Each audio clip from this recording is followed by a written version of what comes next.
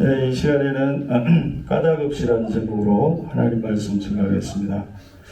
오늘 말씀은 바벨론 포로기에 고난받는 의인들의 삶에 대해서 답을 찾고자 하는 성경의 저자들이 성령의 감동으로 쓰게 된 하나님의 말씀입니다. 나라가 멸망하고 백성들은 바벨론이라고 하는 생명부지의 땅으로 노예로 끌려갔습니다. 하나님의 선택받은 민족이라고 생각했던 이스라엘은 큰 충격에 빠졌습니다. 성전은 무너졌고 불타버렸고 삶의 터전은 망가지고 부서졌습니다. 그래서 성경 저자들은 이 열왕기 역사서, 그러니까 열왕기 상하 이런 역사책을 기록하면서 왜 우리가 멸망했을까? 왜 우리가 이렇게 노예로 이 땅 가운데 끌려왔을까? 스스로 질문하면서 그것은 바로 우리가 하나님의 말씀을 듣지 않았기 때문이다. 순종하지 않았기 때문이다 라고 하는 답을 내렸습니다. 그런데 바벨론으로 끌려간 사람들 가운데는 또는 전쟁통에 가족을 잃어버린 사람들 가운데는 하나님의 말씀을 잘 듣고 하나님께 잘 순종했던 사람들도 많이 있었습니다. 그러한 사람들은 도대체 왜 의인들도 이렇게 고난을 당해야 되는가에 대해서 질문하지 않을 수 없었습니다. 그래서 욥기는 어떤 질문에 답하고자 쓰여진 하나님의 말씀이라는 것입니다. 그래서 이 아가서, 전도서, 욥기서를 성문서라고 부릅니다. 성문서라고 하는 것은 하나의 문학의 형식을 가지고, 그러니까 어떤 역사적 사실을 바탕으로 한 게 아니고 문학이라고 하는 형식을 가지고 하나님의 메시지를 담아서 쓴 바로 하나님의 말씀이다라는 것입니다. 그래서 욥은 사실은 실존 인물, 역사적 인물이라고 보기는 어렵습니다. 그것을 감안해서 여러분들이 이 욥기를 읽으셔야 돼요. 고난받는 의인들을 대표하는 상징적인 인물이 바로 욥이고, 욥이 당하는 고난도 실제 사건이라기보다는 문학적인 가정을 해본 것입니다. 그래서 실제로 하나님이 어떤 한 사람의 의로움을 시험해 보기 위해서 그 사람의 자녀를 취하신다든지 하는 그런 것은 아닙니다. 하나님은 그런 분이 아니시죠. 그런 일들을 당했을 때, 예를 들어서 우리가 그런 일을 세월호 같은 또는 이태원 사건 같은 그런 사건을 당했을 때 과연 나는 하나님을 어떻게 믿을 수 있는가? 정말 하나님은 살아계신가? 라고 하는 그 답을 찾아가는 과정이 바로 욥기서라고 볼 수 있습니다. 그래서 우리가 흔히 생각하는 욥기에 대한 생각, 즉 고난이 왔을 때 어떻게 하면 내가 이 고난을 잘 이겨낼 수 있을까라고 하는 것을 말해주는 성경이 아니라는 거예요. 욥처럼 고난을 인내하는 방법을 잘 알아서 고난을 이겨내고 나중에는 더 큰 복을 받게 된다는 메시지를 던지는 성경도 아니라는 것입니다. 그것이 아니라 욥기가 진정으로 말하고자 하는 것은 나는 무엇 때문에 하나님을 믿고 있는가? 나는 왜 하나님을 믿고 있는가에 대해서 질문하는 성경이 바로 욥기입니다. 오늘 우리가 고백교회 7주년을 맞아서 저는 이 질문을 다시금 새롭게 시작하는 마음으로 우리는 왜 하나님을 믿고 있는가에 대해서 다시금 질문해보고 싶은 것입니다. 고백교회는 세상에서 복받고 잘 사는 비결을 가르쳐주기 위해서 세워진 교회가 아닙니다. 고백교회는 우리는 왜 하나님을 믿어야 되는가라는 근원적인 질문을 계속해서 던지기 위해서 세워졌습니다. 물론 신앙생활을 하는데 필요한 것은 기도도 열심히 해야 되고 봉사도 열심히 해야 되고 헌신해야 되고 희생해야 되고 겸손해야 되고 그런 여러 가지 많은 것들이 필요합니다. 실제로 그것들이 굉장히 중요하기도 합니다. 그리고 하나님은 열심히 신앙생활을 하고 기도도 하면 하나님은 응답도 해주시고 복을 주시는 것도 성경이 말하는 진리입니다. 하지만 신앙의 본질을 생각해 보자는 것입니다. 신앙의 본질은 그것보다 좀 더 근원적인 것에 있다는 것입니다. 우리가 그 본질을 먼저 단단히 해놓지 않으면 우리의 신앙생활은 모래 위의 상원성처럼 바람이 불면 무너지고 만다라는 것입니다. 그래서 우리는 끊임없이 신앙의 본질이 무엇인가에 대해서 생각해 보아야 합니다. 고백교회는 상하고 병들고 상처받고 연약한 분들이 많이 계십니다. 그래서 교회가 7년을 지나면서 여러 가지 위기가 있었습니다. 코로나 시기를 거쳤고 몇몇 위기가 있었지만 하나님께서 또 영혼들을 계속해서 보내주셨습니다. 그것을 보고 하나님께서 고백교회의 문이 닫히는 것을 원하지 않으신다는 것을 저는 깨닫게 되었습니다. 그 위기의 그 순간마다 하나님은 이 교회가 어떤 방식으로든지 유지되기를 원하시는구나, 그것을 제가 몸소 깨달았습니다. 그래서 저는 계속해서 고백교회에게 주신 말씀을 선포하고 있습니다. 고백교회의 정체성은 여전히 세상적인 성공과 물질적인 복을 추구하는 교회가 아니라는 것입니다. 고백교회는 끊임없이 나는 왜 하나님을 믿어야 하는가를 질문을 던지는 교회입니다.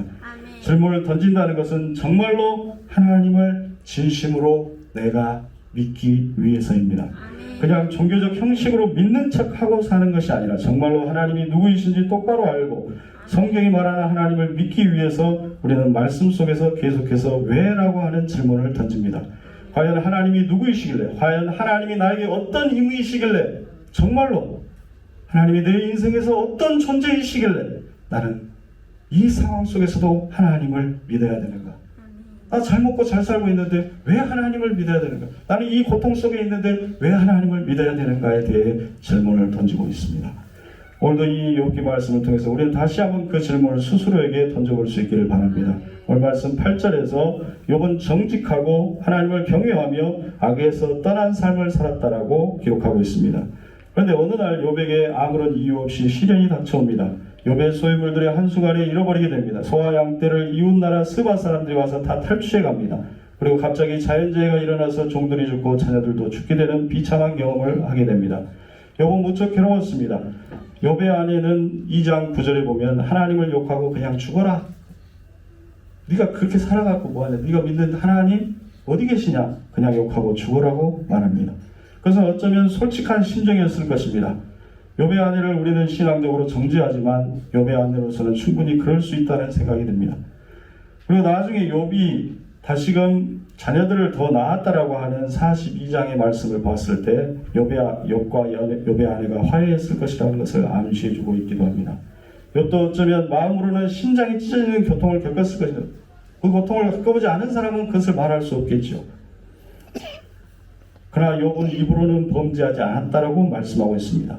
물론 욥이 자신의 몸에 욕창이 일어나가지고 기와장으로 온몸을 긁으면서 숨을 쉴 수 없는 고통 속에 있을 때 그는 하나님께 불평하고 차라리 내가 태어나지 않았더라면 좋았을 것, 내가 어머니 못해서 그냥 죽었더라면 좋았을 것을 라고 자신의 생을 한탄하는 내용도 나옵니다. 하지만 욥은 근원적으로 자신에게 닥친 고난에 대해서 이렇게 고백하고 있습니다. 오늘 말씀 21절에 보면 내가 모태에서 알몸으로 나왔사온즉 또한 알몸이 그리로 돌아갈지어라. 주신 자도 여호와시요 거두신 이도 여호와이시니 여호와의 이름이 찬송을 받으실지. 욥은 까닭 없이 하나님께서 나에게 복을 주셨으므로 까닭 없이 내가 어떤 화를 당하는 것이 고통스럽기는 하지만 그것도 어쩌면 당연한 일이다, 이상한 일은 아니다 라고 고백합니다. 단지 하나님은 여전히 하나님이시고 나는 여전히 하나님의 피조물일 뿐이다. 나는 고통당하는 피조물일 뿐이다. 그런 고백을 하고 있습니다. 이 까닭 없이라고 하는 말을 맨 처음 한 이는 바로 오늘 말씀 9절에 보면 사단이라고 나옵니다. 9절 말씀에 보면 사단이 여호와께 대답하되 욥이 어찌 까닭 없이 하나님을 경외하리까. 사단은 욥이 하나님을 잘 믿고 하나님을 잘 경외하는데 아무런 까닭 없이 하나님을 섬기겠습니까? 라고 하나님께 따집니다. 하나님이 만일 그에게 있는 소유물을 다 치시면, 다 가져가시면 틀림없이 주를 향하여 욕하지 않겠습니까? 하나님은 아마도 이렇게 말했을 겁니다. 아니야. 내가 아는 욥은 그렇지가 않아. 욥이 나를 사랑하고 섬기는 것이 자신이 받은 많은 소유와 많은 양과 송아지들과 자녀들이 잘되고 성공한 것 때문에 나를 섬기고 경외한다라고 나는 그렇게 생각하지는 않아. 욥은 어쩌면 아무런 까닭 없이, 아무런 이유 없이도, 아무런 주어진 것이 없이도 내 존재 자체만으로 나를 사랑할 수 있는 사람일 것이야. 하나님은 욥에게 그런 기대를 걸고 사단에게 욥에게 있는 모든 것들을 빼앗는 것을 허락하셨다 말씀합니다. 나중에는 욥 자신에게 질병을 주어서 심한 고통을 겪게 하기까지 욥을 고통의 나락으로 떨어지는 것까지 하나님은 허락하십니다. 까닭이 없다, 이유가 없다, 아무런 조건이 없다. 이 말의 히브리어는 헨이라고 하는 히브리 말을 쓰고 있는데 헨이라고 하는 단어의 뜻은 놀랍게도 은혜라는 의미를 가지고 있습니다. 아멘. 즉 은혜는 무조건적으로 주어지는 것이죠. 그래서 까닭이 없다라고 하는 것은 은혜는 원래 까닭이 없는 것이죠. 내가 누군가에게 은혜를 입었다는 것은 아무런 어떤 이유도 없이 그저 도움을 받았을 때 은혜를 입었다라고 하는 것입니다. 어떤 기브앤테이크라든지 조건이 있어서 받은 것은 은혜라고 하지 않겠죠. 그래서 마치 부모가 자식을 사랑하는데 아무런 이유가 없는 것처럼, 아무런 이유가 없지만 우리가 하나님의 창조물이기 때문에 하나님은 우리를 사랑하시고 우리에게 은혜를 베풀어 주시는 줄 믿습니다. 그런데 욥기가 질문하는 것은 바로 이 지점에 있습니다. 그렇다면 과연 그 조건 없는 은혜를 받은 인간이 아무런 까닭 없이 하나님을 사랑할 수 있을까? 그저 하나님이 내 아버지이시고 하나님이 나를 낳으셨기 때문에 하나님이 나를 무조건적으로 사랑하시듯 나도 아무런 이유 없이 하나님을 내 아버지로서 사랑할 수 있을까? 라고 하는 것에 대해서 질문하고 있는 것입니다. 그린웨이라고 하는 멕시코 선교사님 이야기입니다. 어느 날 멕시코에서 선교 활동을 하고 계신데 한 아이가 그의 집에 문을 두드립니다. 10살쯤 된 아이였습니다. 아주 꾀죄죄하고 두려움에 가득 차서 겁을 먹은 얼굴을 하고 문 앞에 서 있습니다. 너무나 불쌍해서 그 아이를 집으로 들어오라고 했습니다. 무슨 일인가 물어봤더니 엄마는 자기가 3살 때 죽었고 아버지는 알코올 중독자인데 4개월 전에 자기를 총으로 쏴서 죽이려고 해서 도망쳐 나왔다고 합니다. 이 이야기를 들은 그린웨이 부부가 이 아이에게 그냥 밥 한 끼를 줘서 보낼 수는 없다라고 생각해서 집에 그냥 머물러 있으라고 하고 가족들이 의논을 했습니다. 그린웨이 부부는 이미 딸이 4명이나 있었는데 그들은 그래도 이 아이를 그냥 보낼 수는 없다. 우리는 하나님을 믿지 않느냐 라고 하면서 그 아이가 동의를 하면 입양하는 것으로 결정하게 됩니다. 그 아이를 입양하고 나서 그 아이에게 말했습니다. 이제부터 너는 내 딸이다. 나는 너의 아빠다. 이제부터 너가 필요한 것이 있다면 뭐든지 나에게 말해다오. 그 아이는 고맙다고 했습니다. 그런데 시간이 지나도 그 아이는 아무것도 그 아빠에게 요구하지 않고 아빠라고도 부르지도 않은 것입니다. 상당한 시간이 흘렀는데도 그렇게 하지 않았습니다. 이 아이의 심정은 너무 두려웠던 것입니다. 무조건적인 사랑을 한 번도 받아본 적이 없는 이 아이는 혹시 잘못 불렀다가 쫓겨나는 것이 아닐까 걱정이 되었던 것입니다. 그런데 한참의 시간이 흐른 뒤에 어느 날 그린웨이가 서재에 앉아 있는데 그 아이가 들어왔습니다. 그리고 아주 부끄러운 듯이 아주 조심스럽게 입을 엽니다. 아빠, 신발끈이 하나 필요합니다. 그 말을 들은 그린웨이 선교사는 돌아서서 한참 동안을 울었다라고 합니다. 그 이유는 그 아이가 자신을 아빠라고 처음으로 불렀기 때문이었고 처음으로 무엇인가를 아빠에게 구했다는 것 때문에 너무나도 감격했다라고 하는 것입니다.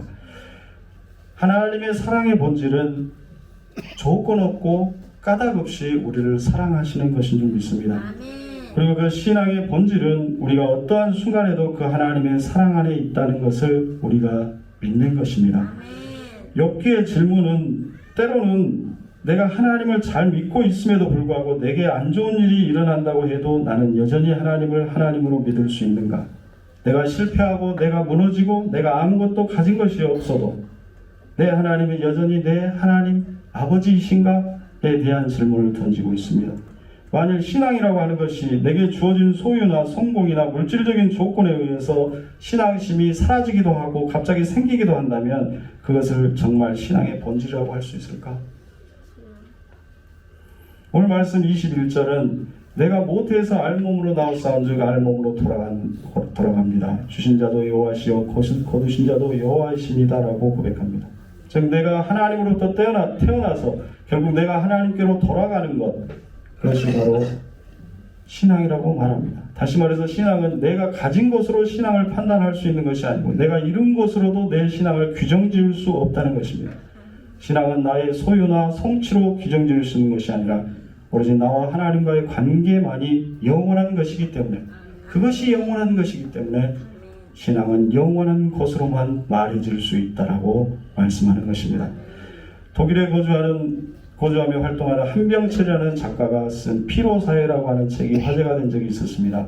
저자는 우리 사회는 과거에는 규율사회였다라고 봅니다. 즉 뭐뭘 해서는 안 된다라는 금지와 부정과 규율을 강조하는 사회가 옛날 과거 우리 독재시대의 사회였다라고 합니다. 자유가 억압되고 개인의 능력보다 사회 질서와 힘의 유기가 더 중요한 사회에서 사람들은 억압적으로 살아왔다는 것입니다. 그러다가 민주화가 이루어지고 경제가 발전하면서 이제 뭐든 할 수 있다는 긍정의 가치가 지배하며 개인의 능력이 중시되면서 성과를 중요하게 생각하는 성과 사회가 되었다라고 말합니다. 지금은 할 수 있다는, 내가 할 수 있다라는 긍정의 가치를 따르며 무엇이든 보여줘야 하는, 그래야만이 살아남는 그런 사회가 되었다라는 것이죠. 그래서 성과 사회에서는 스스로의 능력과 힘을 긍정하면서 업적과 성과, 스펙을 쌓기 위해 몸부림을 칩니다. 너무나 사람들이 바쁩니다. 자신을 바라보고 자신을 돌아보고 서로를 바라볼 시간도 없이 앞만 보며 나아갑니다. 결과를 내야하고 성과를 쌓지 못하면 뭔가 뒤처지는 것 같아, 나고자가 된 것 같아 패배감이 들고 그 패배감은 무력감으로 이어진다는 것입니다. 그리고 우울증에 빠지기도 한다는 것입니다. 이것이 바로 저자가 말하는 피로사회입니다. 그런데 한국 교회도 똑같이 신앙에서도 경쟁을 부추기는 경우가 많이 있습니다. 때로는 강단 앞에 표를 만들고 누가 전도를 더 많이 했네, 기도를 더 많이 했네, 성경을 더 많이 읽었네, 경쟁을 부추깁니다. 누가 더 복을 많이 받았네, 그래서 내가 더 열심히 신앙생활을 해야 된다라고 경쟁시킵니다. 너는 장로고, 너는 권사이니까, 너는 목사의 자녀이니까, 너는 이런 직분을 받았으니까 더 열심히 해야 한다고 압박합니다. 목사들은 그런 유혹을 많이 느낍니다. 왜냐하면 그렇게 해야 교회가 굴러가기 때문에, 그리고 성장을 더 빨리 하기 때문에 그런 유혹을 많이 느낍니다. 저도 그렇습니다. 교회가 세상과 다를 바 없이 되어버린 것입니다. 그런데 오늘 욥기는 우리에게 질문하고 있습니다. 아무런 까닭 없이, 아무런 이유 없이 하나님은 너를 사랑하고 있다라고 그것을 믿을 수 있느냐?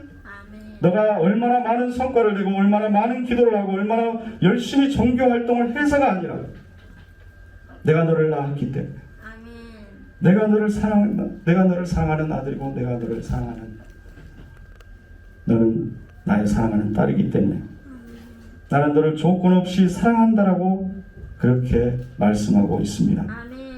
그리고 그렇기 때문에 너도 아무런 이유나 까닭 없이 나에게 나아오라. 아무런 이유나 까닭 없이 하나님을 사랑하고 섬길 수 있는가에 대해서 우리에게 질문하고 있는 것입니다. 신앙은 하나님과의 만남입니다. 영원하신 하나님 앞에 머무르는 것입니다. 그것은 우리가 잘 나갈 때나 실패했을 때나 부유할 때나 가난할 때나 상관없이 그저 하나님께 우리가 나아가는 것이고 머무르는 것입니다. 욥의 친구들은 끊임없이 욥의 고난의 이유를 찾으려고 합니다. 어찌 까닭없이 너가 고통을 당했냐? 그런 나쁜 일을 당했겠냐? 분명히 이유가 있을 것이다. 분명히 너에게 어떤 잘못한 것이 있을 것이다. 생각해봐라. 잘못한 것이 있는지 없는지. 욥을 판단하고 욥이 하나님을 더 잘 믿어야 된다고 말합니다.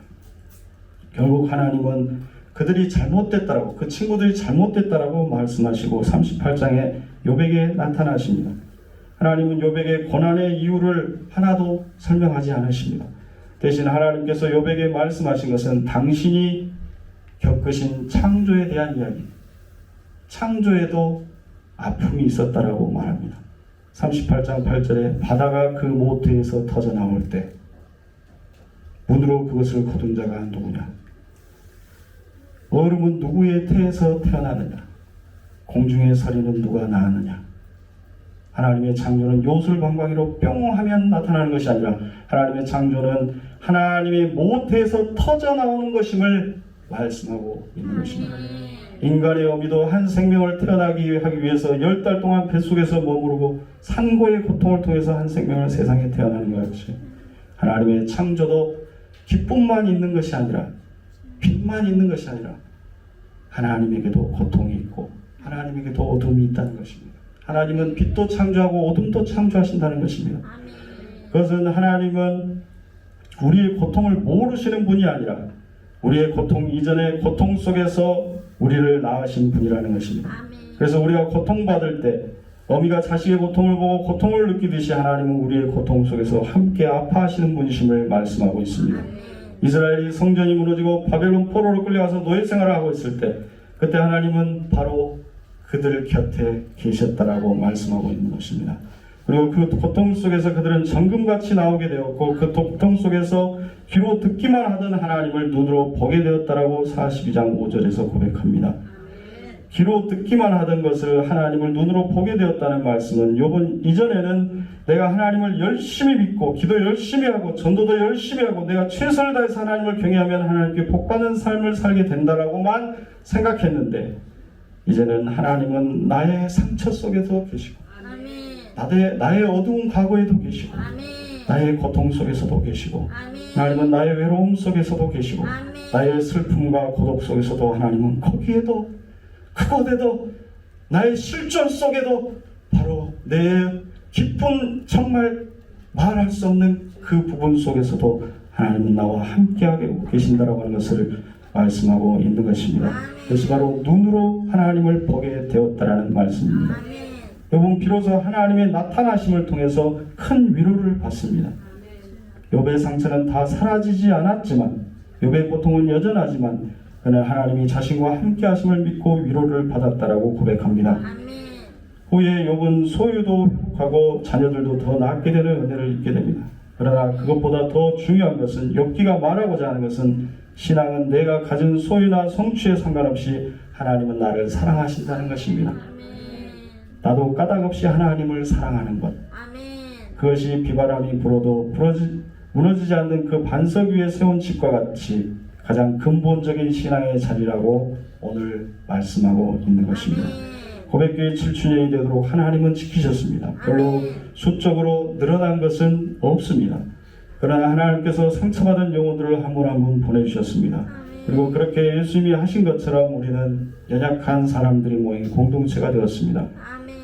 앞을 못 보고 암으로 언제 하나님 곁으로 가실지 모르고 다리를 잘 걷지 못하시고 정신적으로 힘드시고 마음의 상처를 가지고 계신 분들도 많이 계십니다. 저도 그렇습니다. 그럼에도 불구하고 우리는 하나님을 사랑합니다. 그것이 신앙의 본질이기 때문입니다. 무엇 때문에 우리가 아픈가를 묻지 않습니다. 하나님께서 언제 낫게 하실까 묻지 않습니다. 그것보다 우리는 우리에게 주어진 상황에서 까닭없이 나는 하나님을 믿을 수 있는가, 까닭없이 감사할 수 있는가, 까닭없이 사랑할 수 있는가, 까닭없이 서로를 받아들일 수 있는가를 여전히 스스로에게 물으며 우리는 함께 손에 손을 잡고 앞으로 나아가는 것입니다. 하나님은 고백교회를 통해서 많은 은혜를 주셨습니다. 그 은혜 가운데 가장 큰 은혜는 우리가 예배드리는 것 외에는 아무것도 할 수 없을 때, 우리가 아무것도 드릴 것이 없을 때조차도, 아무것도 칭찬받을 것이 없을 때조차도 하나님은 우리 존재 그 자체를, 고백교회 자체를 그냥 사랑하신다는 것입니다. 그 하나님의 까닭없는 사랑의 바탕 위에서 우리는 하나님을 향해서 까닭없는 사랑으로 응답하게 될 줄 믿습니다.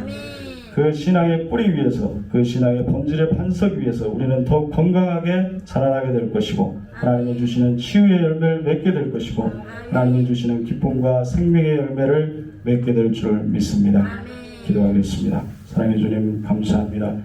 7년 동안 고백 공동체를 지켜주시고 눈동자와 같이 함께하여 주시니 감사를 드립니다.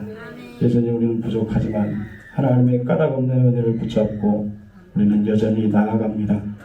하나님 연약한 우리 한 사람 한 사람을 붙잡아 주시고 시간이 갈수록 주님의 사랑의 깊이와 넓이와 길이와 높이를 알게 하시고 그 사랑 안에서 우리의 속사람이 더욱 강건해지게 하시고 믿음이 더욱 굳건해져서 하나님의 사랑의 도구로 그리스도의 편지로 그리스도의 향기로 하나님 살아가는 우리 모든 고백의 식구들이 되어줄 수 있도록 축복하여 주시옵소서. 이사갖고 예수 그리스도의 이름으로 기도드리옵나이다. 아멘.